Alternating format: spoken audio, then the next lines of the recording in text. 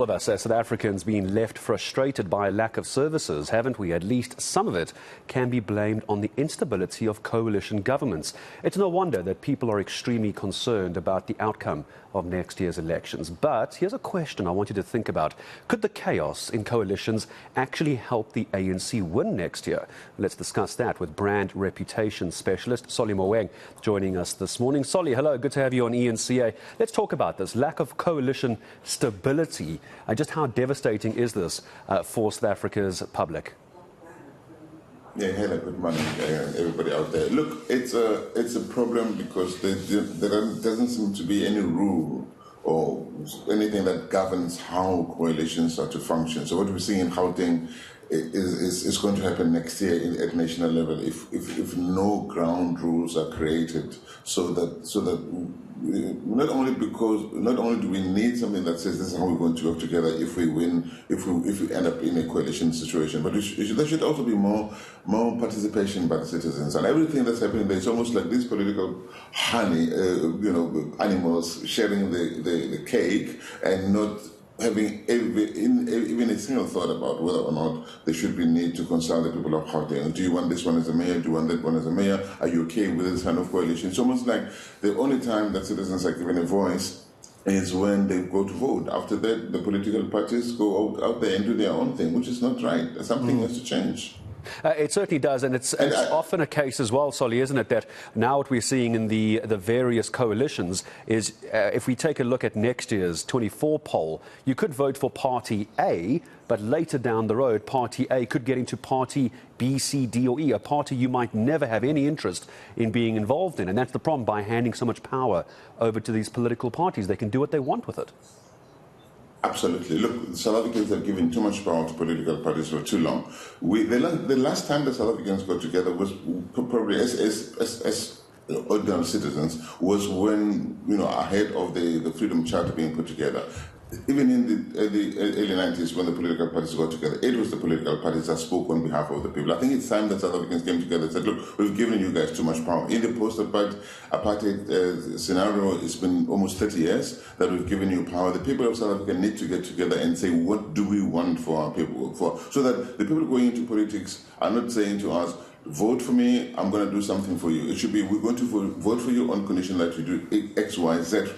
For us right now, there's no consultation with the people. We've given basically it's the political tail wagging the dog. I think that needs to come to an end. The political parties need to realize that they're in there for the people, not for themselves. And we need to stop thinking that anyone who comes in speaking good English, charming, saying that vote for me, I'm going to be the next best thing, is the right person to go. What we need are systemic changes, not just the Electoral Act. We need to also weaken the powers in the presidency. I mean, the constitution of this country has given too much power into the presidency, but the past two presidents, Zuma and the current president, Ramaphosa, have put even more powers in there. So if we vote for a charming, say, Mamani or Songezo or Mashamba or whoever else out there, they're going to come in that office and say all those powers. Do you think they're going to give any one of those powers away? No. So we need to make sure that whoever gets into the system gets into a system that of course, some of these things cannot be changed in the immediate term, like in the short term. But over time, we need to agree as the people of South Africa, not as political parties. It's not for them to decide for us. It's for we, the people. We need to say we've given too much power to you guys as politicians. You go around as heroes and heroines, as movie stars. We need to take that power back into the hands of the people. We need to decide what kind of democracy do we want. We've had 30 years to test everything that we have. The systems that we have do not work. Anyone can go into SOEs, into any Department of State, Foreign Affairs, and mess us up.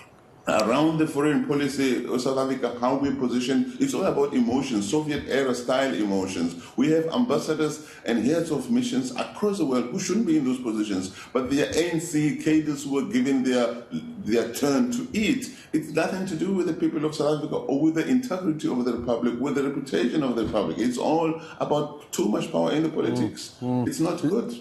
Let me ask you this. For 2024's elections, I'm going to echo a sentiment by JJ Tabana. I want to get your thoughts on this, saying that as a result of what we're seeing in the coalition governments at the moment, Solly, that keep collapsing, and it's like a revolving door of mayorship at the moment.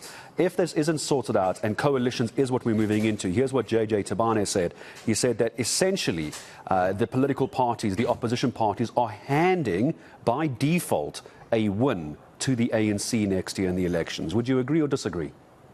I totally agree with him. I think that the more political parties we have in the space, the less of the cake they're going to walk away with, and the more the ANC is going to be the one that controls I'll give you this position in exchange for that vote, I'll give you that position in exchange for vote, which is what we're seeing right now. And we're going to end up with an ANC-EFF playing this issue-by-issue control of a democratic state. It should not happen. I think that what these political parties need to do is drop the ego outside of the door. The problems facing South Africa cannot be solved by one person or one political party or one civil society movement. It's all of them that need to come together and say, I don't have to be the one who gets to cut the ribbon. Let's get together, coalesce around an ideal of a South Africa, the kind of South Africa that we want, and go in there as a bloc. And vote. If it still doesn't, let it be still. If it's Mashawa, if it's whoever it is. But we can't say, I am the one who can do it, and I'm going to do it on my own, because the ANC is sitting there looking at them smiling, because it knows that the more divided they are,